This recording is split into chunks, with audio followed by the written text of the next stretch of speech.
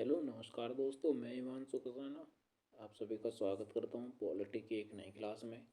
तो पॉलिटी में हमने पढ़ लिया था आर्टिकल 31 तक, जिसमें हमने संपत्ति का अधिकार पढ़ा, जिसमें पैतृक संपत्ति होती है। और 19 के 6 में हमने पढ़ा था आपकी खरीदी हुई संपत्ति, जो कि अब दोनों ही समाप्त कर दिए गए हैं 44वां संविधान संशोधन 1978 द्वारा, और इसको 300 के में जोड़ दिया गया है, जो कि अब एक कानूनी अधिकार है। कानूनी अधिकार वो होते हैं जिसे हम सिर्फ सरकार छीन सकती है, बल्कि जनता नहीं छीन सकती। ठीक है भाई, तो इसके बाद आज हम देखते हैं आर्टिकल 32। आर्टिकल 32 ये एक इम्पोर्टेंट आर्टिकल है। इसको कहते हैं हम संवैधानिक उपचारों का अधिकार। संवैधानिक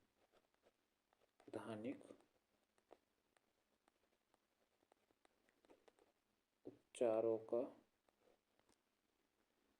अधिकार।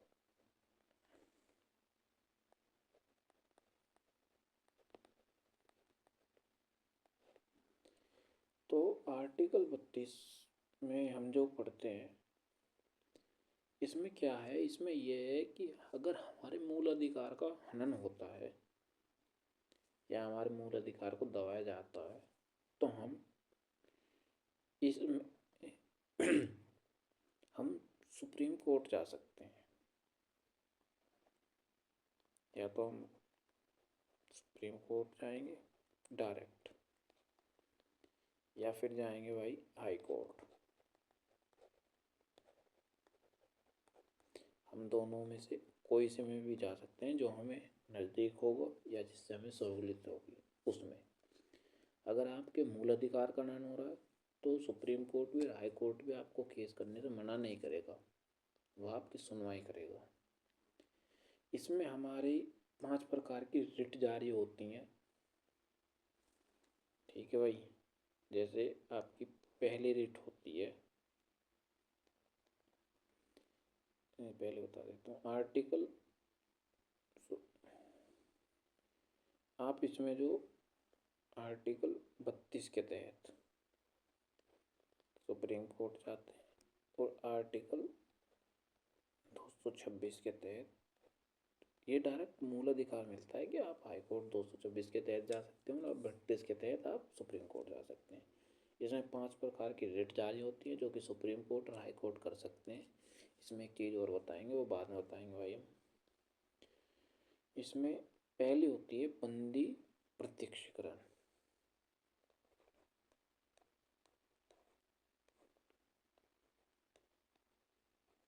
बंदी प्रत्यक्षीकरण जिसे हम कहते हैं भाई हॉबियस कॉर्पस।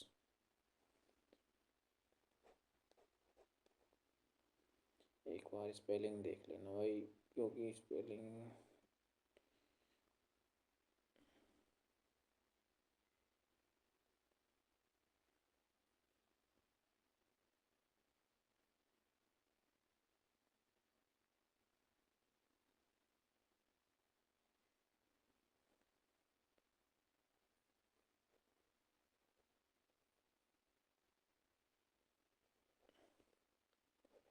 हॉबियस कॉर्पस। ठीक है जी। इसमें क्या होता है, इसमें जो लिखा हुआ है वो है कि आपको मतलब व्यक्तिगत जो आज़ादी है, व्यक्तिगत मतलब स्वयं की, सबसे बड़ा रिट यही है। इसमें आपको बंदी बना लिए जाते हो, यानी कि अधिकारी द्वारा या किसी के आदेश द्वारा, तो आपको 24 घंटे में से शरीर यानी विद बॉडी आपको कोर्ट में पेश करना होगा भाई, अगर आप किसी भी अधिकारी द्वारा बंदे बनाए जाते हो।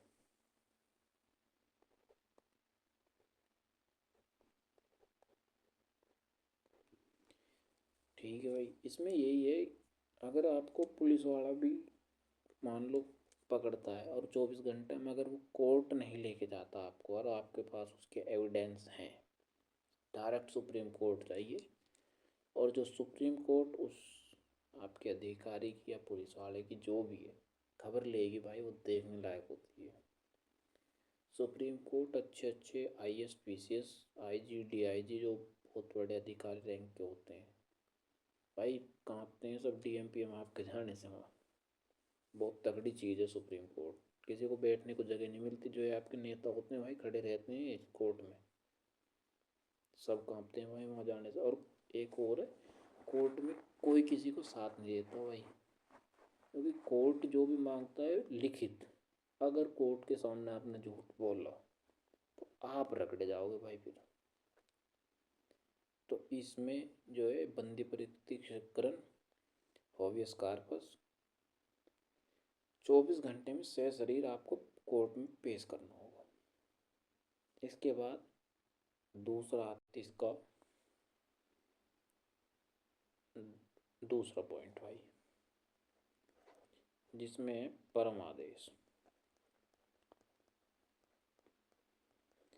इसमें हम इसका इंग्लिश में जो मीनिंग होता है भाई, कभी कभी जो पेपर में इंग्लिश ही दे देता है, जैसे हावियस कर्पस दे दिया बंदी प्रत्यक्षीकरण को, इसका होता है मैंडेमस।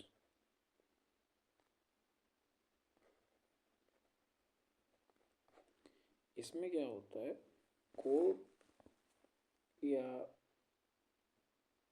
कहते हैं कि हम आदेश देते हैं, हम आदेश देते हैं।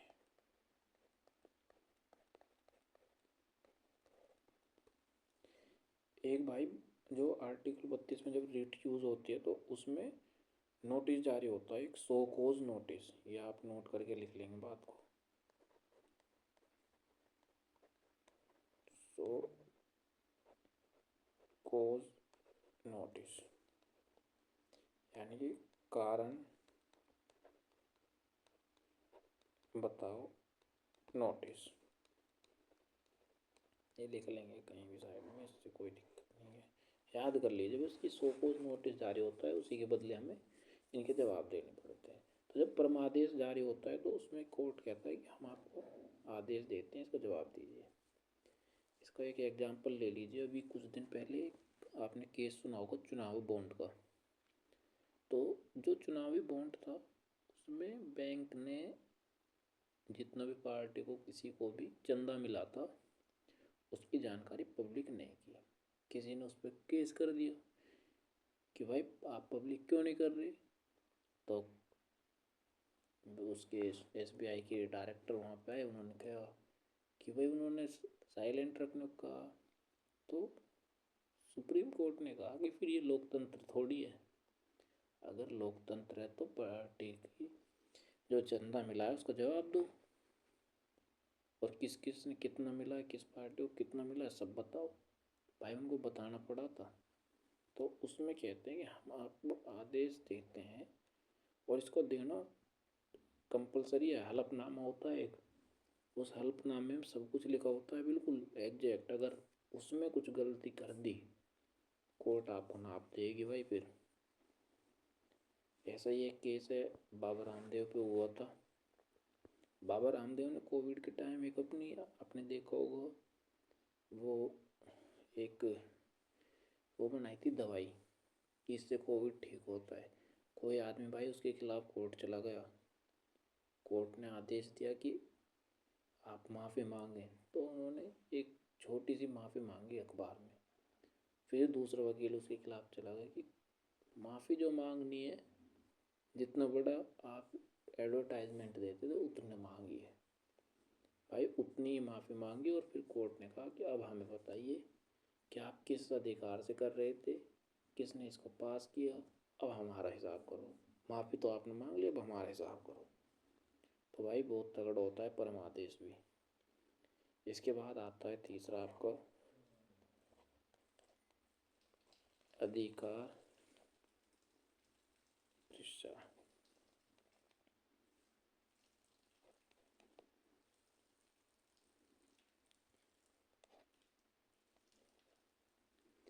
इसको कहते हैं को वारंटो।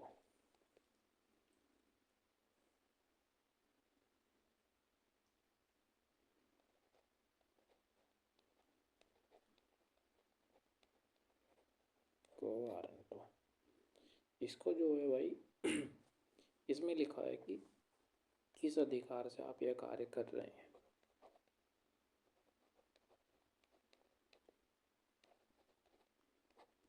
मान लीजिए इसमें आप किसी स्कूल में टीचर हैं और एक प्रिंसिपल है, आपकी प्रिंसिपल से अच्छी दोस्ती है और जहाँ प्रिंसिपल के साइन होने हैं वहाँ आपने कर दिए और उसके खिलाफ कोई कोर्ट चला गया तो कोर्ट आपसे पूछेगा आपने किस अधिकार से ये कार्य किया है। ठीक है भाई, यानी कि किसी के अधिकार का कार्य नहीं कर सकते क्योंकि उसके बाद जैसे एक एग्जांपल है, डॉक्टर होता है एक हॉस्पिटल में और एक नर्स होती हैं जो आपको ट्रीटमेंट डॉक्टर जो बताता है उसको लागू करती हैं। तो ऑपरेशन काम करने का काम डॉक्टर का है, नर्स का नहीं है। अगर नर्स करेगी तो नर्स से पूछा जाएगा कि आप इसे किस अधिकार से कर रहे हैं। ठीक है भाई, उम्मीद है समझ में आया होगा। और हमने जो ये तीन पढ़े अभी, एक पीछे पढ़ा तो भाई पहला बंदी प्रत्यक्षीकरण, ये तीनों जो है ये तीनों हमारे अधिकार से रिलेटेड है।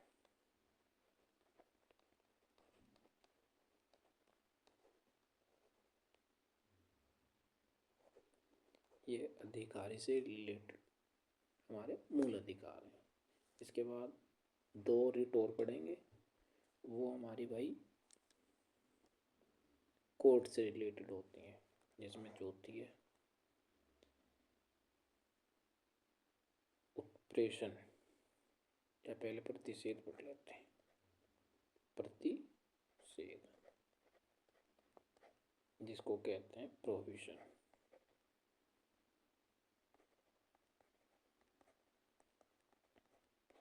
ये और एक होती है आपकी पांचवी उत्प्रेषण, इसको कहते हैं सर्टियोरर।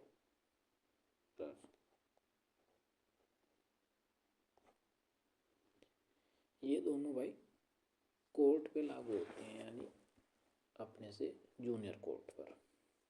मान लीजिए सुप्रीम कोर्ट हाई कोर्ट पे कर सकता है,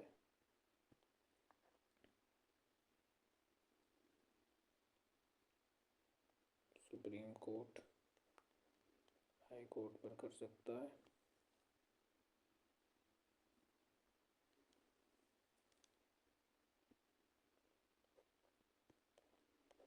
और हाई कोर्ट डिस्ट्रिक्ट कोर्ट पर कर सकता है भाई।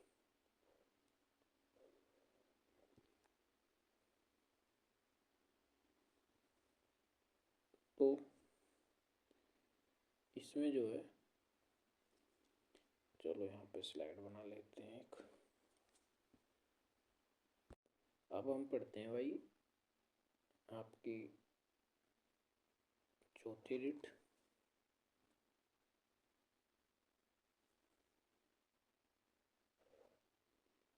जो है प्रतिषेध, जिसको हम कहते हैं प्रोहिबिशन।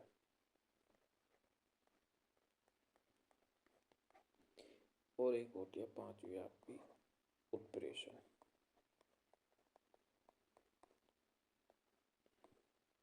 जिसको हम कहते हैं सर्टियोरर।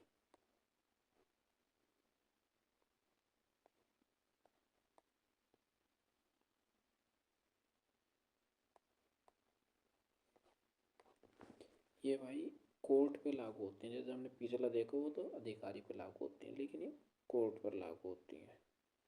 कोर्ट पर कैसे, जैसे सुप्रीम कोर्ट हाई कोर्ट पर लागू कर सकता है और हाई कोर्ट डिस्ट्रिक्ट कोर्ट पर। या सुप्रीम कोर्ट इस पर कर सकता है डायरेक्ट। इसमें क्या है भाई, प्रतिषेध में अगर किसी छोटे कोर्ट ने यानी डिस्ट्रिक्ट कोर्ट ने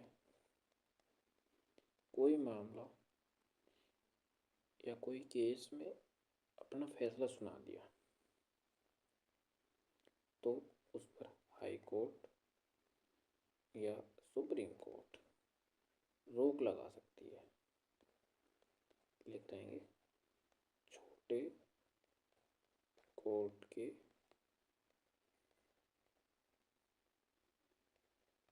फैसले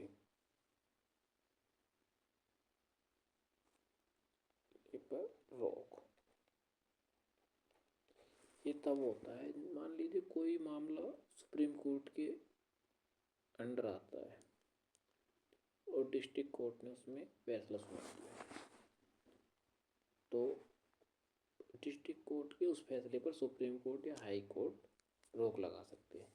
मान लीजिए वो सुप्रीम कोर्ट के अंडर आ रहा है और हाई कोर्ट ने फैसला सुना दिया, तो हाई कोर्ट के फैसले पर भी रोक लग सकती है भाई। जैसे आपने देखा होगा इलेक्टोरल बॉन्ड का जो मामला था वो डायरेक्ट सुप्रीम कोर्ट का था, अगर उसमें कोई छोटी कोर्ट फैसला सुना देती तो उस पर रोक लग जाती भाई। इसके बाद हम आते हैं उत्प्रेषण पर। उत्प्रेषण में क्या होता है, ऊपर मतलब जो सुप्रीम कोर्ट है, high court, supreme court high court पर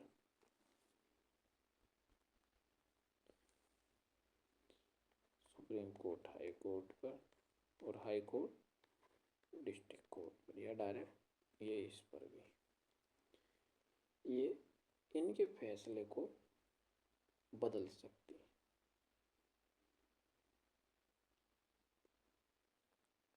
ठीक है भाई, यानी कि यहाँ तो प्रतिषेध में तो रोक लगाते हैं, इसमें वो फैसला बदल भी सकते हैं। इसमें लिखेंगे, इसमें बड़ी कोर्ट यानी कि सुप्रीम कोर्ट या हाई कोर्ट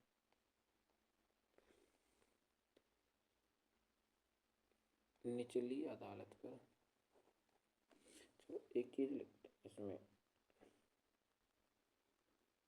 इसमें ऊपरी न्यायालय, अब वो कोई भी हो सकता है भाई, सुप्रीम कोर्ट या हाई कोर्ट, इसमें ऊपरी न्यायालय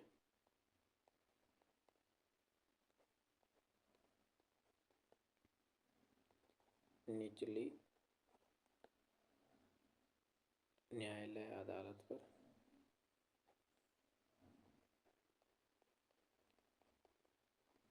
अदालत के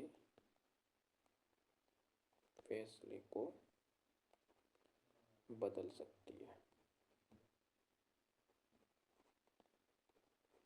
ठीक है भाई, देखो होगा कि कोई भी फैसला सुना दे निचली कोर्ट ने तो सुप्रीम कोर्ट या हाई कोर्ट यानी कि जो निचली अदालत है, ऊपर का अदालत है, वो उस पर रोक लगा सकती है।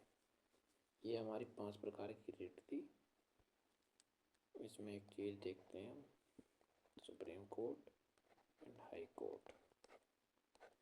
भाई सुप्रीम कोर्ट में आप आर्टिकल 32 के तहत लगवा सकते हैं रिट, और इसमें आर्टिकल 226 के तहत। डॉक्टर अंबेडकर ने,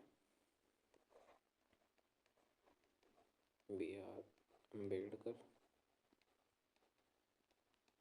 ने आर्टिकल 32 को संविधान की आत्मा कहा था।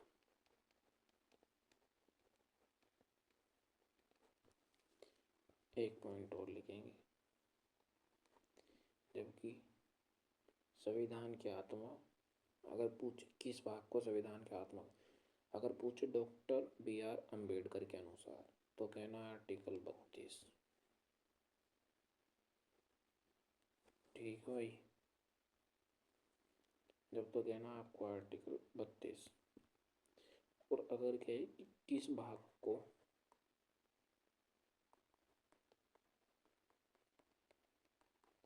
संविधान की आत्मा कहते हैं।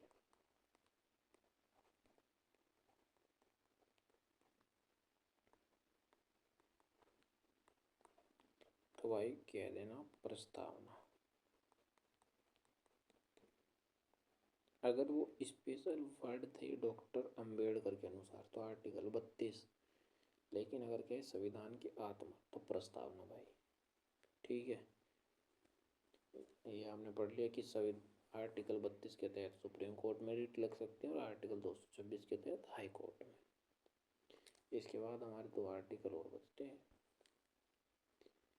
आर्टिकल 33, इसमें आता है हमारा अल्पीकरण। ही आता है अल्पीकरण किसका? सेना, गुप्तचर, मीडिया,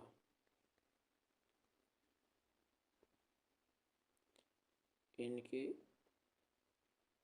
मूल अधिकार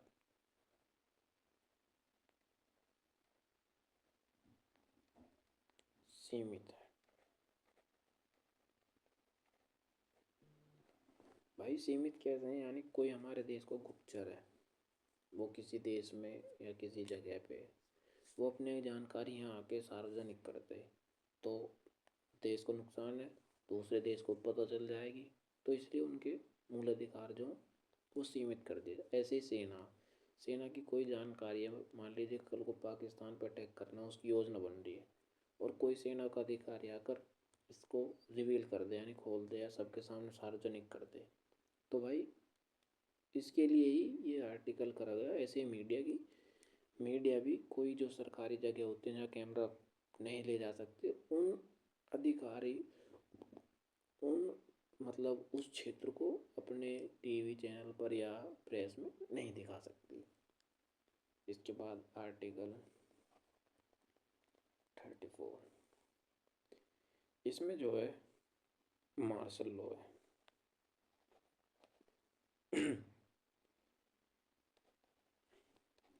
सेना का कानून।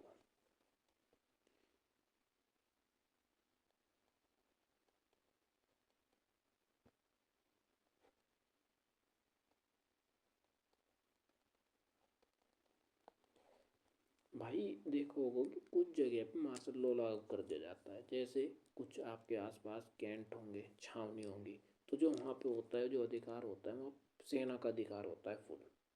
वहाँ पे कोई आपका नेता सांसद या मेयर फेयर इनके कोई वो नहीं चलती है पावर, वहाँ सिर्फ सेना का कानून चलता है। उसमें सड़क बनेगी तो सेना बनाएगी, जो भी होना सेना करेगी इस कार्य को। इसमें एक आप आ जाता है आपको अफसा लो।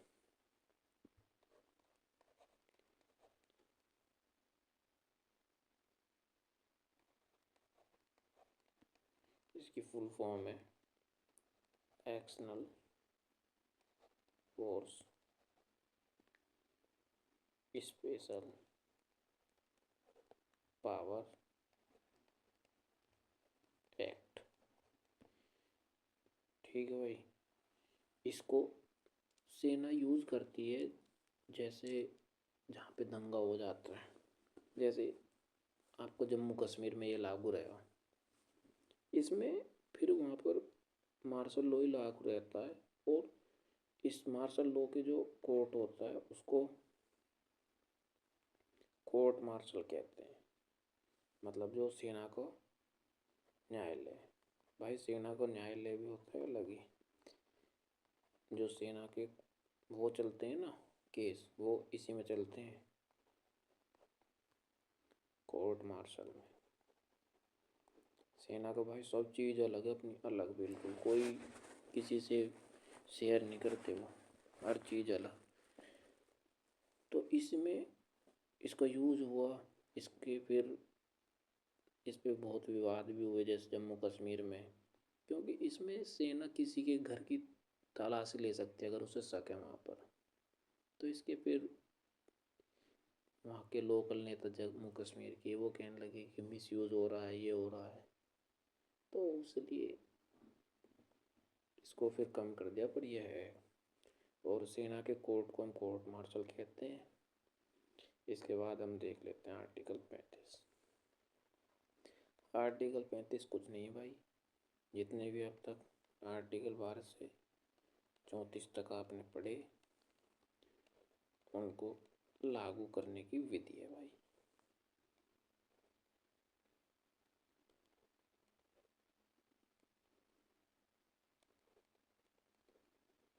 लागू करने की विधि, ठीक है भाई। एक चीज और, अब हमने देखा आपके आर्टिकल 12 में परिभाषा,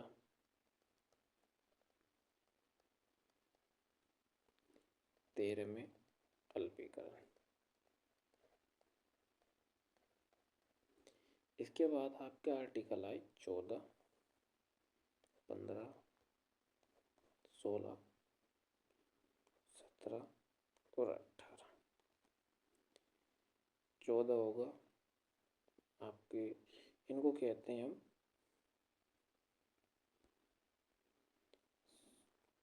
समानता का अधिकार।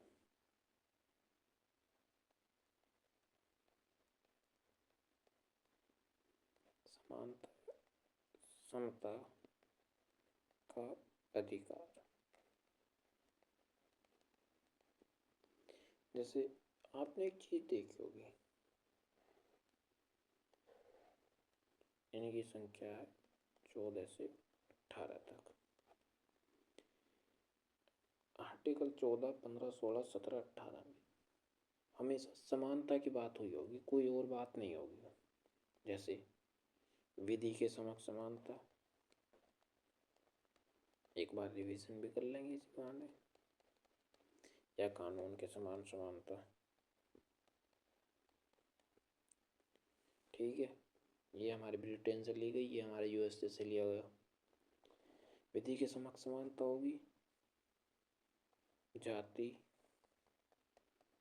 धर्म, लिंग, जन्म स्थान, इनके भेदभाव नहीं कर सकते, ठीक है। या ये भी समानता की बात है। 16, लोक नियोजन के अवसर,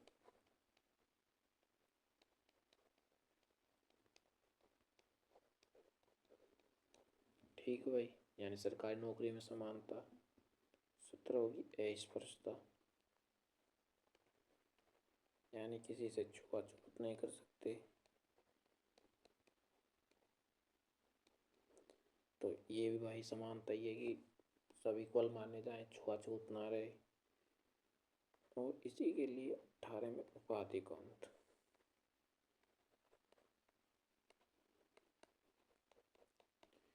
कि भाई किसी को उपाधि देंगे तो बड़ा दिखेगा, लेकिन हमें बड़ा दिखाना नहीं है, तो इसमें भी समानता।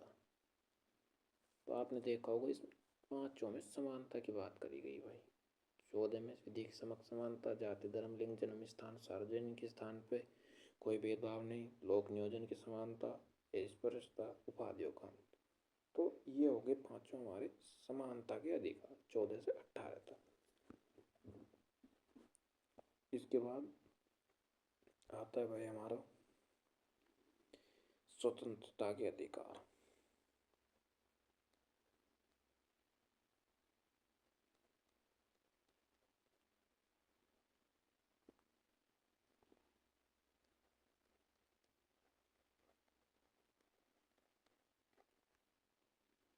ये आते हैं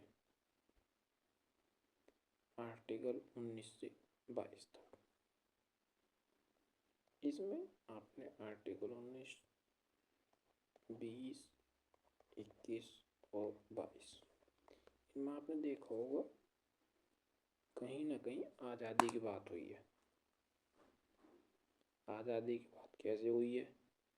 जैसे इसमें अभिव्यक्ति की आज़ादी,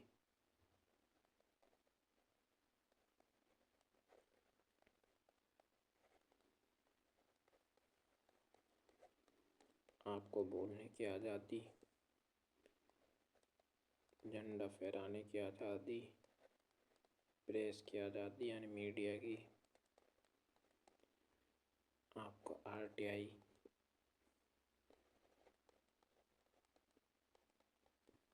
की आज़ादी।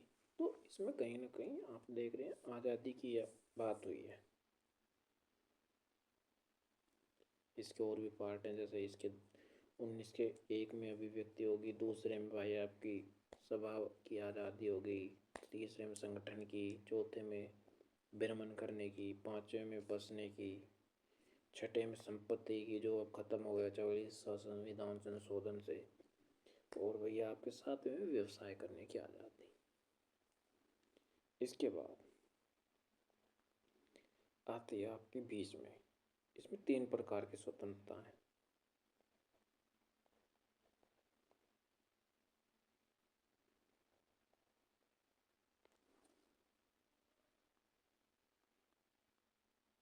तीन प्रकार की स्वतंत्रता कौन सी है?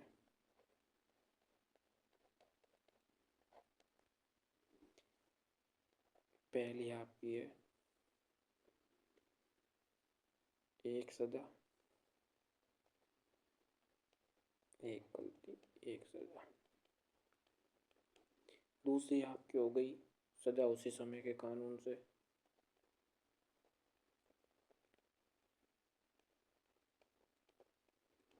तीसरी आपके हो गई भाई सजा के बाद संरक्षण, यानी कि दोषी जब तक नहीं करार दिया जाएगा जब तक कोर्ट नहीं कह देगी। या इसमें फिर एक चीज़ और है जिसे हम कहते हैं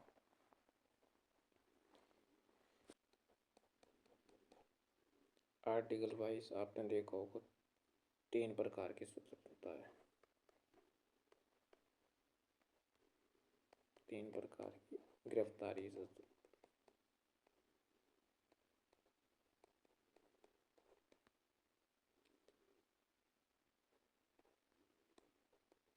संरक्षण। तो आप इसमें देख रहे होंगे कि कहीं ना कहीं स्वतंत्रता की बात है चारों आर्टिकल में, 19 में भी, 20 में, 21 में, 22। तो इसे कहते हैं स्वतंत्रता के अधिकार हैं 4। इसके बाद हम आ जाते हैं भाई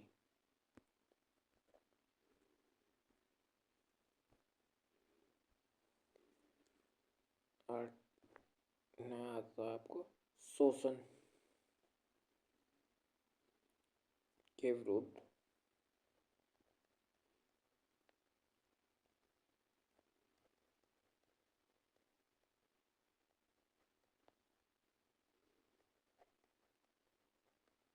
अधिकार। ये होते हैं आपके 22 एंड 23।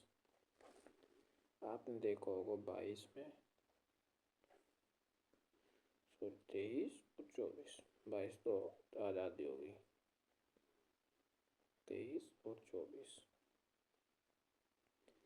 23 होगी आपकी बलात्श्रम, यानी बालक पर कठिन कार्य नहीं करवा सकते, बिना मजदूरी के किसी पर कार्य नहीं करवा सकते आप, मानव तस्करी नहीं कर सकते। तो इसमें आदमी के शोषण से बचाया जा रहा है, आप देख रहे होंगे। और इसमें आपको 14 वर्ष से कम बच्चों पर कार्य नहीं करा सकते। तो इसमें आप देख रहे हैं शोषण होने से बच रहा है। इसके बाद हमारा जो आ जाता है वो आ जाती है धार्मिक स्वतंत्रता।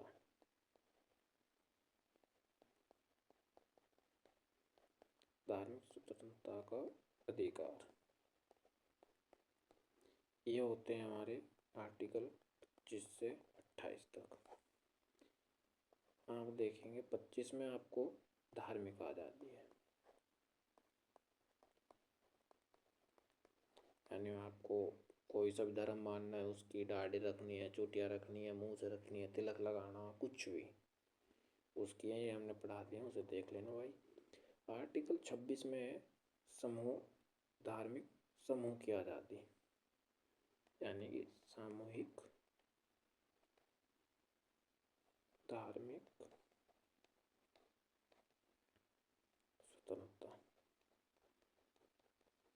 यानी कि आप देखते हैं, मिलकर होली मनाते हैं, मिलकर दुर्गा पूजा करते हैं, नवरात्रि मनाते हैं, ईद मनाते हैं, वो सब इसी में आते हैं भाई।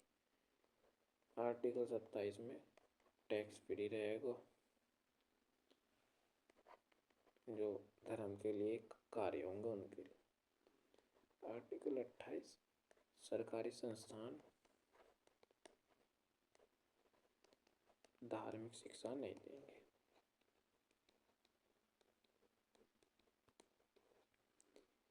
इसमें आप कहेंगे संस्कृत व उर्दू, तो भाई ये भाषा है, धर्म नहीं है। तो इसमें देख रहे हैं आप 25 से 28 तक धार्मिक स्वतंत्रता की बात हुई, मतलब धर्म के बारे में बात हुई है। ठीक है भाई। इसके बाद आर्टिकल 29 और 30 ये बात करते हैं हमारे अल्पसंख्यकों के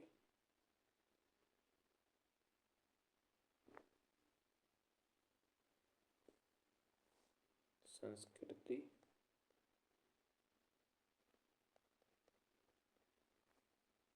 एवं शिक्षा का अधिकार।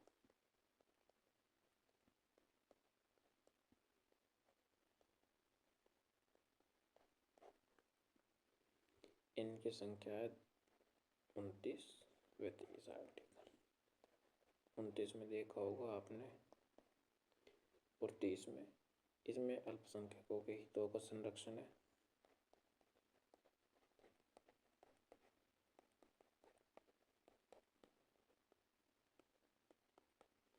इसमें अगर संकोच शिक्षा लेने में बहुसंख्यक के साथ संकोच करता है तो अपना शिक्षा संस्थान खोल सकते हैं, सरकार उसे मदद करेगी। तो इसमें अल्पसंख्यकों के बारे में बताया गया है। और भाई हमारा जो है एक था संपत्ति का अधिकार,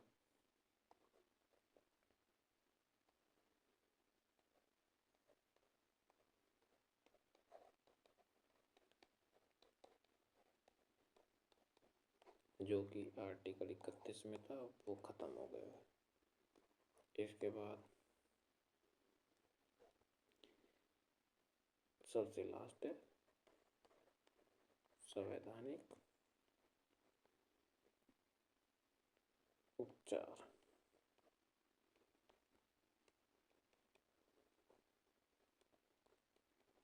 जो कि आर्टिकल 32 में हमने आज पढ़ा है। अब कुछ भाई कह रहे होंगे बहुत सा हो गया। एक बार मैं आपको बड़े आराम से बता देता हूँ। पेज पर सबसे पहला है समानता का अधिकार।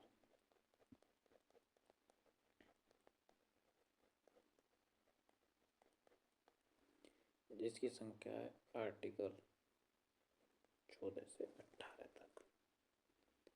दूसरा है आपका स्वतंत्रता का अधिकार,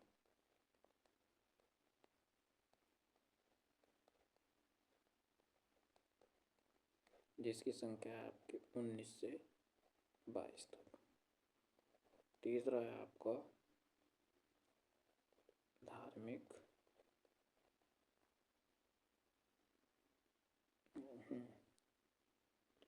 धार्मिक तो बाद में आएगा भाई।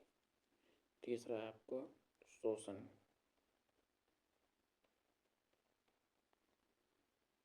के विरुद्ध अधिकार,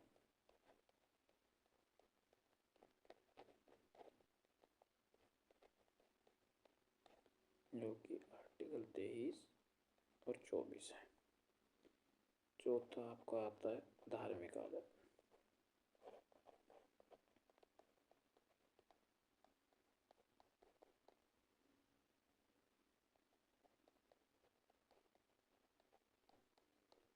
जिनकी संख्या है 25 से 28 तक।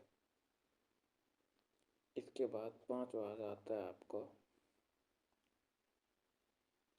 शिक्षा, संस्कृति एवं शिक्षा का अधिकार अल्पसंख्यकों की।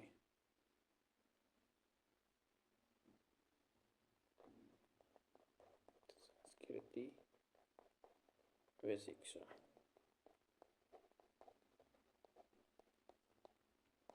इसकी संख्या 29 से 30 तक। छठा आ जाता है संपत्ति का अधिकार, जो कि आर्टिकल 31 में तक खत्म हो चुका है। सातवां आ जाता है संवैधानिक उपचार का अधिकार,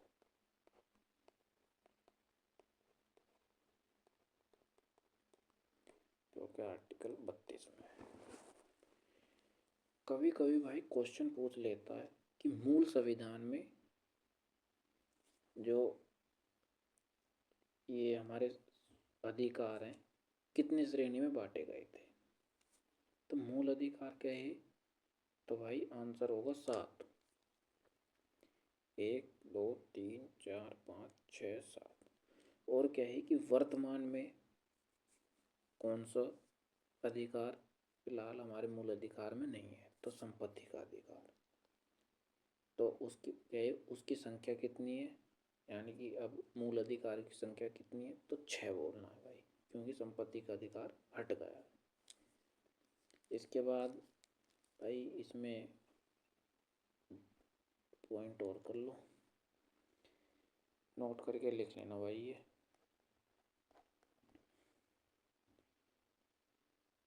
कुछ आर्टिकल ऐसे हैं जो हम भारतीयों को ही मिले हैं, यानी कि कुछ मूल अधिकार, और कुछ ऐसे हैं जो विदेशी व भारतीय दोनों को मिले हुए हैं। मूल अधिकार की बात हो रही है भाई, तो आर्टिकल 15, 16, 19, 29 व 30 ये ऐसे मूल अधिकार हैं जो केवल भारतीयों को मिलते हैं। यानी कि आप जैसे 19 में आज़ादी हमको, तो ज़रूरी नहीं भाई कि कोई भी हमारे यहाँ पार्टी बनाए, कोई सभा करे, कोई झंडा फहराए, ठीक है भाई। ऐसी 29, 30 यानी कि जो हमारे अल्पसंख्यक हैं उनके जो अधिकार हैं वो भारतीयों के, भारतीय जो अल्पसंख्यक हैं उनको ही हैं। ये नहीं कि बाहर के आ जाएं, विदेश के, पाकिस्तान, बांग्लादेश के, वे कहने में हम पे अल्पसंख्यक हमें दो, तो नहीं दे सकते, ठीक है भाई। इसी तरह से जो बाकी और जितने भी वो सब सबको मिले हुए हैं। जैसे 14 हो गया, 15, 16, 19, 20, 21, 22, 23, 24, 25, 26, 27, 28, 29, 29 तो हो गया, 28, ये सब सबको मिले हुए हैं भाई, विदेशी भी भारतीय भी। यानी कोई भारतीय यहाँ कोई अब उस पर केस हो गया, तो ये थोड़ी उसे पुराने ज़माने के कानून सजा देंगे, नहीं, वो सब के लिए बराबर है। बस आप इसको याद कर लेना, क्वेश्चन आ जाता है काफ़ी बार कि कौन से भारतीयों को मिले हैं मूल अधिकार। तो इसमें मूल अधिकार 15, 16, 19, 29, 30 याद कर लेना। 15, 16, 19, 29, 30, 15, 16, 19, 29, 30। दूसरा पॉइंट भाई, मूल अधिकार सिर्फ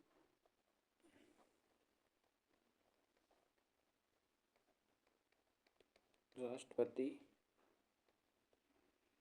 निलंबित करते हैं, ये बताया होगा।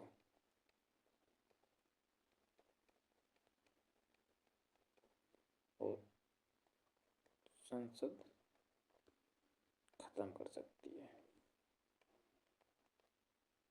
यानी वो उस मूल अधिकार को हटा सकती है। इसके बाद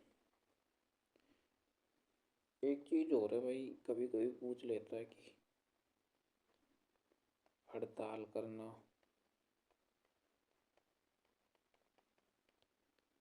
या सड़क जाम करना ये मूल अधिकार है या नहीं है।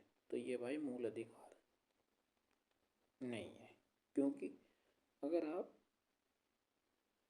इन मूल अधिकार को कहते हो कि हम हड़ताल करके मूल अधिकार अपनी उसको आर्टिकल 19 का प्रयोग कर रहे हैं कि अभिव्यक्ति को, तो आपके सड़क जाम करने से यानी आप धरना प्रदर्शन कर रहे हो सड़क पे, किसी दूसरे के मूल अधिकार का हनन हो रहा है।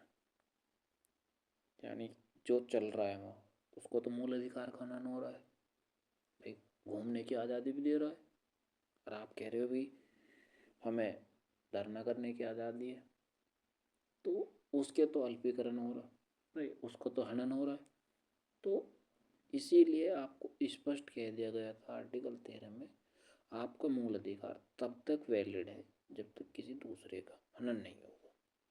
तो ये कभी कभी क्वेश्चन आ जाता है कि सड़क जाम करना, हड़ताल करना मूल अधिकार है या नहीं, तो नहीं है भाई। और ये आपको पढ़ाई दिया सुप्रीम कोर्ट आर्टिकल 32 से जा सकते हैं, और हाई कोर्ट 226 5 प्रकार की रिट जारी करते हैं। तो भाई आज की